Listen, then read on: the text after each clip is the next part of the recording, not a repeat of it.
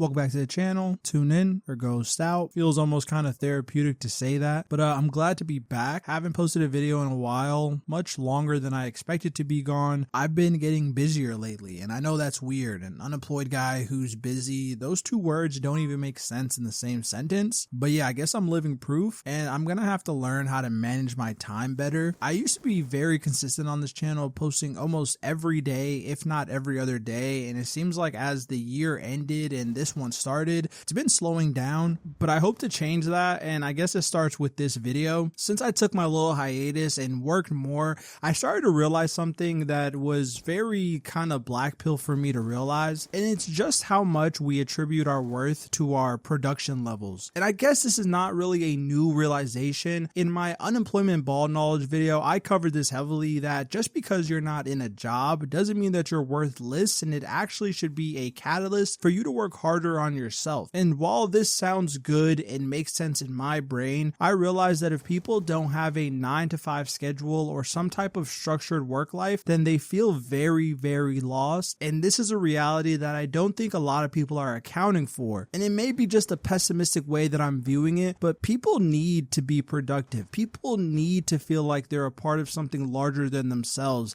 And with the innovation of AI and jobs disappearing at this large rate, what happens? Unemployment in America, especially in the youth, is getting to critical levels. Like, I will be surprised when I see some of these articles that people our age, Gen Z or millennials, are just going on social media to watch a corporate person live their life and not the benefits of their paycheck. Like, literally clock into work, pour coffee from the coffee machine, go to the meetings, and essentially do nothing. As somebody who's lived that life, lived a corporate life, had to go to meetings, had to clock in, had to pour the coffee, and just live that very vanilla, bland life, I always wanted to escape it. So it's weird seeing people my age and younger, I'm talking fresh out of high school, fresh out of college, idolize these type of jobs. Really left me dumbfounded, because you see stats that Gen Z is the most entrepreneurial generation of all time, having to redefine what entrepreneurship means, because finding a steady career like the boomers had, or even our parents, is something that seems like a myth. So to see us idolizing the corporate do-nothing pencil-pushing jobs that are pretty useless and were actually setting you up to fail in the long run is just hard to understand. But then I realized that it's kind of like vintage clothing or the Y2K aesthetic. These are relics of a time that felt much safer, a lot more reliable, and less dangerous. Entrepreneurship to our parents was a badge of honor. You know, you went through the trials and tribulations of starting a business yourself, taking your idea off the ground and turning it into something sustainable and scalable. But a lot of people are starting to view it as a punishment, another hurdle to jump over in a world full of hurdles. And it doesn't help that it feels like we're wearing ankle weights at the same time. Don't get me wrong, this is not really how I view it, but again, I try to view things from a winner's mindset, if that makes sense. Like, I don't really think of myself as failing at any time. I'm only picking up skills to do better when I try again. But if you don't really carry this mindset and life does get you down, which especially now is easy, given that it's in the most turbulent time that we've seen, then having to be your own boss or figure out your life without the comfort of a 9-to-5 or a steady work feels like trying to stay afloat with a bunch of riptides coming to drown you. The payoff of entrepreneurship is great if it works. If it doesn't work, then it just means more delayed time from starting your actual future. Less time to invest, less time to build wealth, less time to acquire assets, especially in a time where asset prices are unstable and rise at paces never seen before. The feeling a lot of us feel about feeling behind, I know I said feel a lot of times there, is only exacerbated when you're told to make a future on your own by your own volition. And while new avenues are opening every day, it seems like the ones that were there before close as the new ones open. And now that sounds a little bit weird, but trust me, it's very easy to understand. Let's take content creation for example. Back in the early days of YouTube, it was very profitable. People used to get rich off of this stuff. And as the years went on, as more creators came into the scene and saturation took over, the profits fell off. A lot of creators at the top level will tell you this. And while I don't really know, because I haven't been doing YouTube for a long time, I do notice that a lot of big YouTubers are doing a lot of BS sponsorships. And you may have noticed this too, how a lot of them are pushing these free free-to-play apps that pay you. In reality, they pay you like 3 cents for completing challenges in these games, and you're probably better off not even downloading the app, but it kind of shows you how desperate and how low the funds are through content creation. You have to monetize on several different platforms, you have to take sponsorships, and your brand is essentially just playing ads. And while that's just content creation, it seems like every other route of entrepreneurship or making yourself self-made is just becoming more dwindled down and saturated as time goes on, making it so that you can't really excel in just one place, but you have to continuously be building skills to just make enough to move on from the next thing. And I know somebody is typing in the comments like, bro, you could just day trade, you could just start selling courses, and not everybody is willing to take that route. Also, to invest and make money day trading off investments, I think you do need capital to start with. And that's essentially the problem, is nobody has a start. Everybody has a plan that they can chase, but nobody knows where to start from. People want to be successful. People want to live lives that they're proud of, but how do they make the steady income to take those steps and start doing it? I guess it doesn't even matter that I'm asking these questions, because at the end of the day, work harder is all they're going to tell you. Lock in some more, bro. You need to lock in, and that's going to be the only words you hear from people. There's no real direction in those words. There's just an idea of what you should be doing. You should be working towards something, but you already know this, right? Because this idea of locking in is something that I've heard my friends with the job express. And that's what I realized. If you were really doing something that you loved, then you would already feel like you were locking in. You wouldn't need to lock in. But we've literally lived in a meaningless world. And I'm not trying to sound dramatic, but does your spreadsheet really fucking matter? We used to build pyramids. We used to build sculptures. We used to create things. And I don't know when it happened. And there's still a lot of people that create, don't get me wrong. Shout out to the engineers of the world. But it seems like a large part of us just got chewed up in the machine. Like I said, we live better than the plebs. We have DoorDash. We have opportunities to make money like never before, and our living standards are way better, but we have no purpose. And purpose is a word that I feel like is in everybody's life, whether you know what your purpose is or you're searching for it. And this is something that plebs or people at the lowest rung of feudalism never really felt, because their status connected them more than anything. And contrary to popular modern belief, a lot of historians actually think that people of those times had more free time than the average person does today. Like, let that sink in. A serf of the 15th century had a better sense of community than you and had more days off and better rhythm with the seasons they lived in than we do today. In a time where people are finding ways to maximize and optimize and refine every part of their lives, they still haven't actually unlocked something that our ancestors had, which was a sense of freedom or belonging. And this may be attributed to the small worldview that people of back then had. You know, you couldn't really travel too far, so the only thing that you could understand was the community and the village around you. It changed the way you look at the world, because you weren't just a pawn moving through it, making choices that wouldn't affect anybody. You were a crucial member of a community that needed you to do a role that actually served very significant purpose. You couldn't slack on your job of milking the cows, or people wouldn't have milk for that day. Tending to the fields, growing crops, they had significance, because if anybody was slouching on their job, there would be a consequence for that. But now, if you do manage to land a job, then you're actually recommended to quiet quit and do as little bit as possible, because when you lack purpose, responsibility feels like a burden rather than something to be fulfilled. I mean, I saw this firsthand. I went from trying to strive in my career to feeling like I was at a dead end. And when I felt walls caving around me, I kind of just sat back and let them cave. I was like, all right, I'll do less. I'll quiet quit and try to navigate this road as least turbulent as I can until I couldn't anymore. And when I left, the part of my mind thought that what I wanted was more free time to just explore the world and be my creative self. And while that was partially true, I realized that I just needed something to challenge me again. Quiet quitting is awesome and convenient, and I recommend you can do it as long as you can tolerate. But that's kind of what you realize, is you're wasting your time. Now that 40-year career at a single company is a myth, every day you spend not pursuing what you want feels like a day wasted. Feels like a dream put on pause for a world that's not gonna promise you anything. And I'm not saying that unemployment is everybody's future, but it is becoming more people's future than it was just 10 years ago. And this might be hard to hear, but not everybody is built for it. I mean, it's really a mental change that you need to do, and it's going to require you to push back against the system, because the system is built to churn out workers and employees and soldiers. It puts up every roadblock and hurdle for you to sustain yourself. And it makes things like the cost of living hit that much harder, because when you have a job, you have paycheck and money coming through. So your cost of living is maintained to a certain extent. Even with inflation, and that narrative is changing a little bit, it's a lot different when you have to figure out how to keep income coming in. Cost of living essentially really does become your cost to live, like the cost to step outside the house every day, because you got to put gas in the tank. Even if you eat one meal a day, you still have to pay for that meal. Just all the little tiny bits of life that change are going to break people. Some are going to be built for it, but some are going to find it very draining just to navigate every day. And it's kind of like some sick joke, especially growing up in America. It raises you thinking that future has some type of stability or promise. Like, you should follow this roadmap and you'll end up at X point. You'll end up with the cozy job and the life that will just stack on top of each other and work out. And people are finding out that that was a major scam. And that's where the cruel aspect of this all comes in, because I remember vividly being in high school surrounded by people who knew more about cars than I did, but never felt like that was a route that they should go down. They listened to the counselors around them and enrolled in the college path like they were told to, got their degree, and realized, I don't like this work, and this work is not even going to be around in 5 more years. And it's kind of sad to see where a lot of them are at, not in terms of them not being successful or fulfilled, because I don't know their personal lives, but I remember seeing some of these people. There's one kid that I managed to stay in touch with through LinkedIn, and I hate LinkedIn, but I remember this kid changed his first engine at 16. This dude did a full auto to manual swap, threw in an SR20 and created a drift missile at the age of 16, and didn't understand how to pursue and monetize his skills that he was picking up as a young person. Well, I mean, he knew, but nobody around him encouraged him to go down the path that was destined for him. Rather, they stuck to the predetermined script that they told everybody, and in my opinion, wasted years of this person's life. And now I see him on LinkedIn asking for people to recommend him on jobs and upvote his skills that he's adding to his profile. And